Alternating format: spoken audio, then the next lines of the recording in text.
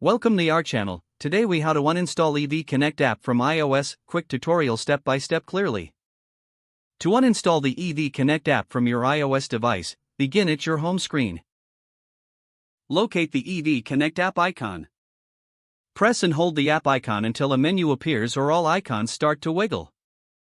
If a menu appears, select Remove App. If the icons are wiggling, look for the small X or the minus sign in the corner of the app icon.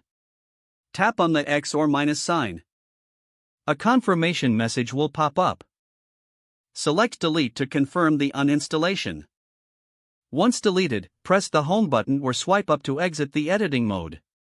The EV Connect app is now successfully uninstalled from your iOS device.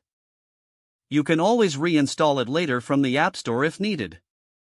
If the page does not load, refresh the browser or try again in a private or incognito window. Make sure you are using the correct email address, then retype it carefully to avoid small typos. If your password is not accepted, use the reset option and create a new strong password you can remember. Check your spam folder for verification or security emails, then complete any requested confirmation steps. Enable two-factor authentication if available to improve account security and reduce unauthorized access risk. After signing in, review your profile details so your contact information and settings are accurate and current. If you see an error message, note it down and try again after restarting your device and internet connection. Log out when you finish, especially on shared devices, to keep your account and payment information secure. If the page does not load, refresh the browser or try again in a private or incognito window. Make sure you are using the correct email address, then retype it carefully to avoid small typos. If your password is not accepted, use the reset option and create a new strong password you can remember.